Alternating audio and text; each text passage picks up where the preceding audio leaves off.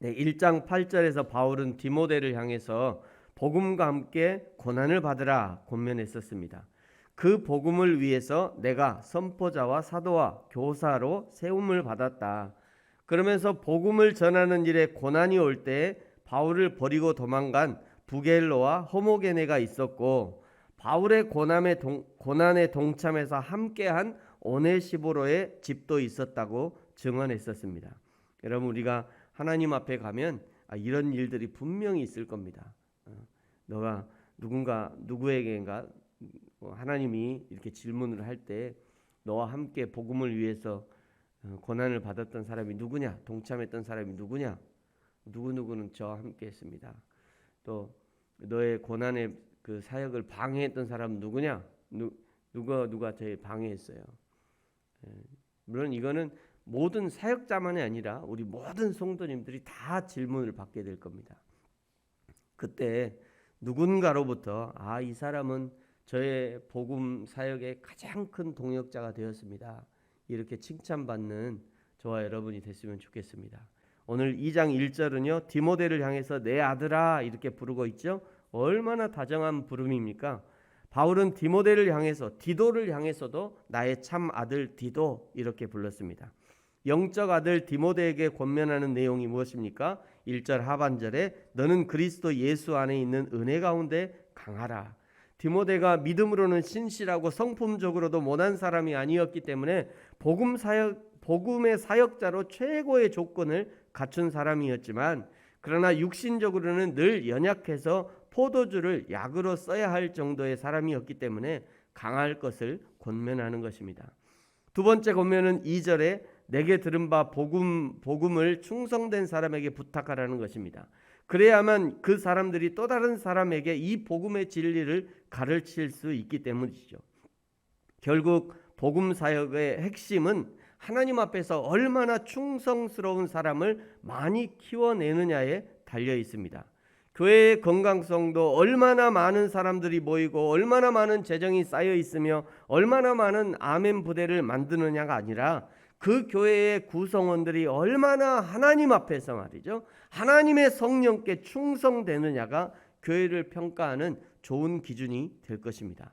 사랑하는 성도 여러분, 저와 여러분이 하나님 앞에서 충성된 사람이 되어지기를 축복합니다.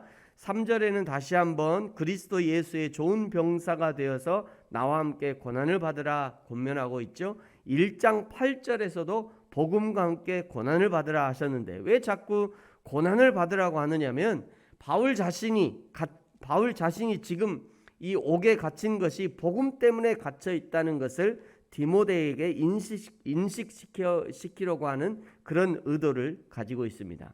그러면서 그 유명한 고난받는 세 부류의 사람들에 대한 비유가 등장하죠. 4절에는 병사로 복무하는 자가, 또 5절에는 경기하는 자가, 6절에는 수고하는 농부가, 이러면서 이 세 부류의 고난받는 사람들을 소개합니다. 첫 번째 비유인 군인은 자기를 위해 존재하지 않죠. 군인은 군인으로 모집한 나라를 위해 존재합니다. 그러니 자기를 위해 살지 않고 나라를 위해 사는 것이죠. 디모데를 부르셔서 군사와 같은 하나님의 일꾼 삼으신 것이 여호와 하나님이 오직 여호와의 영광을 위해서 살아야 함을 말하고 있는 것입니다. 복음을 위해 고난받는 사람 두 번째는 운동선수이죠. 운동선수는 군인과는 다르게 자의로 운동을 하는 경우들이 많습니다. 자의로 하면서, 자기 스스로 하면서, 그렇다고 자기 마음대로 하는 것은 아니죠. 운동 경기는 철저하게 규칙에 따라 운동을 해야 합니다. 그것이 운동선수가 겪어야 하는 고난인 거죠. 복음의 운동선수이면서 하나님의 진리의 말씀대로 하지 않으면 그것이 곧 반칙이고 불법이 되는 것이고 실격 처리되는 것입니다. 규칙에 맞추지 않으면 그냥 동네 조기축구는 해도 국가대표는 될 수 없는 것이죠. 복음을 위해서 고난을 받는 사람 세 번째 비유는 농부입니다. 농부는 자기 계획이 없습니다. 농부는 하늘이 계획이고 날씨가 계획이죠. 농부는 자기 삶이 없습니다. 벼가 삶이고 보리가 삶이고 배추가 삶이고 과일이 삶인 거예요. 농작물이 잘 되면 자기 삶이 잘 되는 것이고 농작물이 잘 안 되면 자기 삶도 잘 안 되는 것입니다. 그러므로 농작물이 잘 되게 하기 위해서 잠도 반납하고 휴가도 반납하고 때로는 가족 간의 단란한 일상도 반납해야 합니다. 그것이 농부가 겪어야 할 고난인 거죠. 그러나 감사하게도 수고한 농부는 곡식을 먼저 받습니다. 곡식을 먼저 받아야 그거 먹고 힘을 내서 또 일할 수 있기 때문이죠. 사랑하는 성도 여러분, 저와 여러분이 하나님의 나라와 복음을 위한 군사이며 선수이며 농부입니다.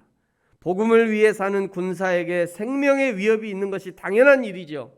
복음을 위해 뛰는 선수에게 한계를 극복하는 고난이 있는 것이 당연한 것입니다.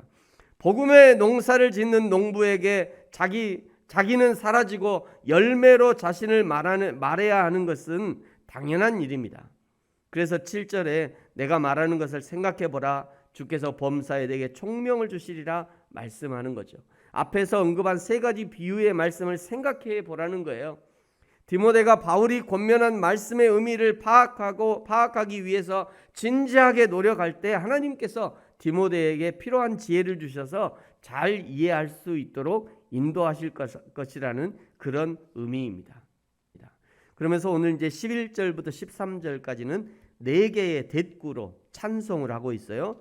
여러분 11절을 보십시오. 미쁘다 이 말이여 우리가 주와 함께 죽으면 또한 함께 살 것이요 참으면 또한 왕노릇 할 것이요 우리가 주를 부인하면 주도 우리를 부인하실 것이라.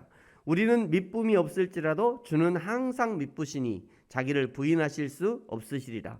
대꾸의 찬송은 뒤에 오는 구절을 강조하는 겁니다. 우리가 주와 함께 살 것이다, 이것을 강조하는 거죠. 우리가 주와 함께 왕노릇 할 것이다를 강조하는 거예요. 주님께서 우리를 부인하지 않을 것이다, 이것을 강조하는 겁니다. 주는 항상 미쁘시다, 이것을 강조하는 거예요. 우리가 섬기는 하나님이 어떤 하나님이심을 나타내는 그런 구절입니다. 사랑하는 성도 여러분, 우리의 주 예수님이 이렇다면 우리도 예수님과 함께 죽고 예수님과 함께 인내하고 예수님을 부인하지 않고 늘 신실한 믿음을 가져야 할 것입니다. 저와 여러분의 삶을 통해 하나님의 일을 이루시고 하나님의 교회를 세워가며 하나님께서 영광 받으시는 인생이 되어지기를 예수님의 이름으로 축복합니다. 기도하겠습니다. 하나님 아버지 감사합니다. 그리스도 예수의 좋은 병사로 예수님과 함께 고난을 받으라는 예수님의 부르심에 감사하고 감사합니다. 우리에게 다가오는 고난 두려워하지 말게 하시고 예수님이 나와 함께 하시니 기쁨으로 감당하게 하시고 큰 전쟁에는 이미 이겼고 이제 우리를 단련하려 다가오는 잔잔한 고난 앞에 당당하게 하시고 오히려 우리의 구주가 되시는 예수님을 드러내는 좋은 기회가 되게 하여 주옵소서. 감사합니다. 예수님의 이름으로 기도합니다. 아멘. 하늘에 계신 우리 아버지여, 이름이 거룩히 여김을 받으시오며